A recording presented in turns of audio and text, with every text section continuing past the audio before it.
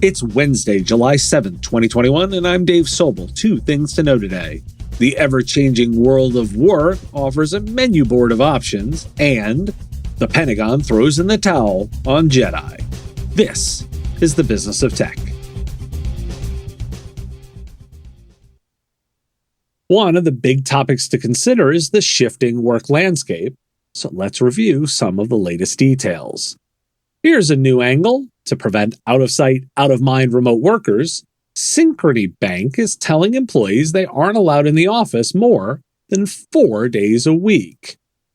There's a disconnect between how much workers want to work from home, 46% of the time, so about 2.5 out of 5 days a week, and what employers are offering them, 21.3% of the time, so about 1 day a week, says Nicholas Bloom, a Stanford economist, based on his research.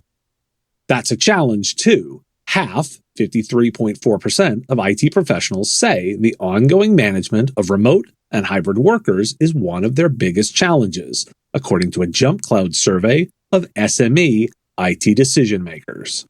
Those professionals are going to be on the move. Less than a third of tech workers plan to stay in their current role. A survey of 1,000 technology workers and 500 IT decision makers by careers platform CW Jobs found that just 29% of employees intend on staying with their current employer for the next 12 months, with the majority planning to make career or lifestyle changes as life opens up again. CW Jobs research found that 14% of tech workers would look for a new role at a different company, with others planning to establish their own business, 11%, go part-time, 11%, change locations, 11%, or become a contractor, 10%. 8% are contemplating leaving tech altogether.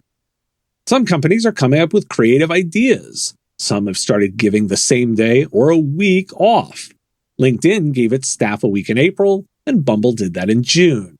Hootsuite has a week off planned in July, and Bristol-Myers Squibb gave its employees 2 days of rest. Others are considering changing the schedule.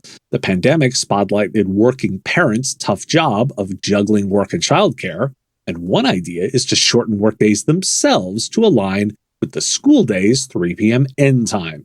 Adam Grant, an organizational psychologist at the University of Pennsylvania Wharton School, writes in The Economist. Or maybe go to the 4-day work week. There are 4.5 times as many ZipRecruiter job postings mentioning 4-day work weeks now as there were in 2016, reports Bloomberg. But they only comprise 0.6% of all postings, so it's a small but growing trend.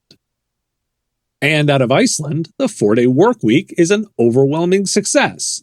The Reykjavik City Council and the national government tried it and found productivity remained the same. And now 83% of Iceland's workforce has either moved to shorter hours for the same pay or will gain the right to, the researchers said. Workers reporting feeling less stressed and at risk of burnout and said their health and work-life balance had improved. They also reported having more time to spend with their families, do hobbies, and complete household chores. All of these changes and experiments are being done in a U.S. job market that has not regained the pre-recession level of employment per new data from the Labor Department. Now, lest we think it's all about things changing, Google has restarted their shuttle buses and their free food cafeteria. So some things are going back to the way they were.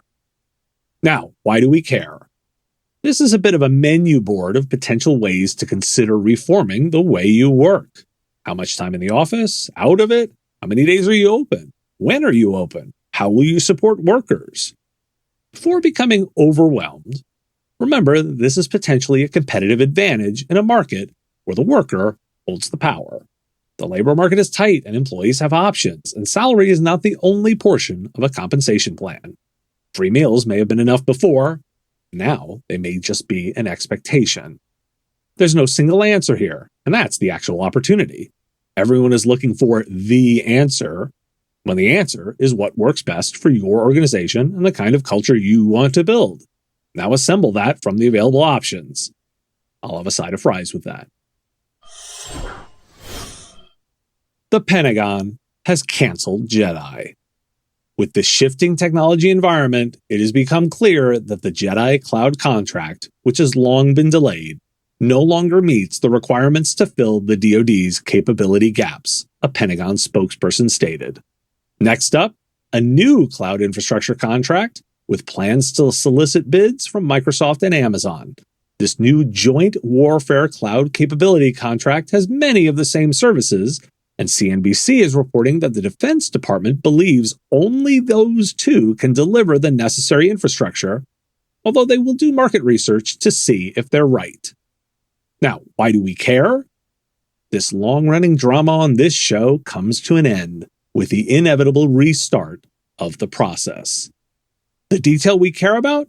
The Pentagon thinks there are only two companies that can deliver on their needs. Think about that. The U.S. Defense Department, they can't build this themselves. For every provider who thinks they can do it better, this is my argument back. The Pentagon knows even they can't build this level of capability. Are you still relying on a frustrating patchwork of legacy solutions? Modernize your cybersecurity and data protection with Acronis Cyber Protect Cloud.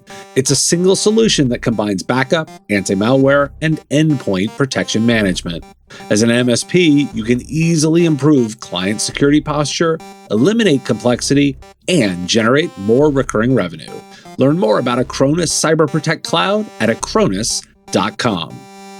Thanks for listening to The Business of Tech. I will be back again with more tomorrow. Talk to you then.